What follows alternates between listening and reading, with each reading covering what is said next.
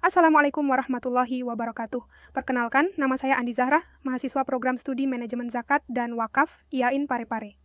Pada kesempatan ini, saya akan menyampaikan pembahasan mengenai mitigasi risiko dalam lembaga zakat dan wakaf, serta risiko kegagalan dalam inovasi layanan. Untuk itu, mari kita mulai pembahasannya. Kita mulai dari pendahuluan.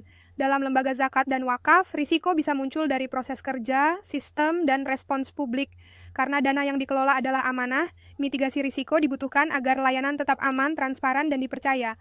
Kalau mitigasi lemah, dampaknya bisa panjang, mulai dari kesalahan administrasi, gangguan operasional, sampai turunnya kepercayaan. Di video ini, saya bahas dua topik. Pertama, tentang mitigasi risiko lewat SOP, kontrol internal, dan reputasi.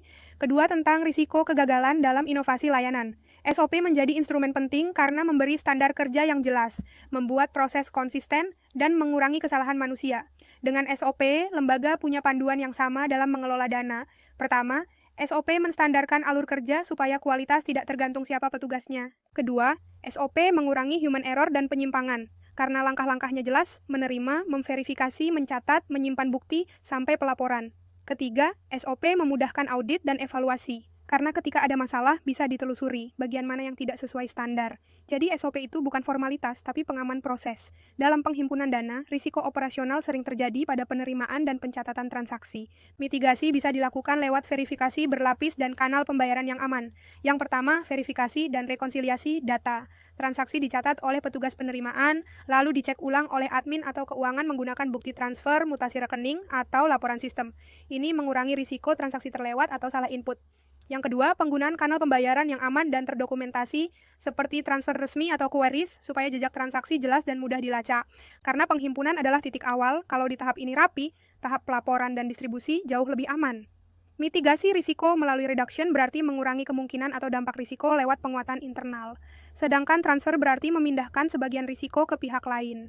Untuk reduction, lembaga menguatkan dari dalam. Misalnya, studi kelayakan sebelum menjalankan proyek wakaf produktif, seleksi mitra atau penyewa yang ketat, dan pengawasan rutin. Tujuannya supaya risiko kerugian diperkecil sejak awal. Sedangkan transfer bisa lewat asuransi aset wakaf, jadi kalau terjadi musibah lembaga tidak menanggung semuanya sendiri. Atau kerjasama dengan pengelola profesional, sehingga risiko operasional dibagi sesuai kontrak. Jadi reduction itu memperkecil, transfer itu mengalihkan sebagian beban. Prinsip dual control memastikan satu proses penting tidak dikerjakan dan disahkan oleh satu orang saja. Dengan pemeriksaan silang, risiko kesalahan dan kecurangan bisa ditekan. Intinya ada pemisahan tugas. Yang menerima dana tidak sekaligus yang menyetujui atau yang membuat laporan final. Misalnya petugas A menerima dan input transaksi, lalu petugas B memverifikasi, dan supervisor mengesahkan. Untuk pencairan dana program juga begitu. Program mengajukan, keuangan memeriksa dokumen, dan pimpinan memberi otorisasi sesuai batas kewenangan. Dengan sistem bertingkat, kesalahan lebih cepat ketahuan, dan lembaga lebih aman secara internal. Risiko reputasi bisa muncul cepat saat lembaga dikritik di media sosial, sehingga perlu respons yang cepat, sopan, dan transparan. Pertama, respons cepat. Minimal menunjukkan lembaga hadir, mendengar, dan sedang memproses. Kedua, klarifikasi harus berbasis data dan prosedur. Jelaskan fakta dan konteks, bukan membalas dengan emosi. Ketiga, transparansi konsisten lewat laporan rutin dan informasi resmi, supaya publik punya rujukan yang jelas. Jadi, reputasi itu bukan hanya diselamatkan saat krisis, tapi dibangun dari kebiasaan transparan sejak awal. Inovasi layanan penting untuk memperluas jangkauan, tetapi inovasi juga berisiko gagal jika tidak disiapkan dengan matang. Kegagalan bisa terjadi karena SDM belum siap, misalnya sistem baru dibuat tapi petugas tidak terlatih sehingga input data tidak konsisten dan layanan melambat. Kedua, inovasi tidak sesuai kebutuhan pengguna, misalnya terlalu rumit atau tidak menyelesaikan masalah utama.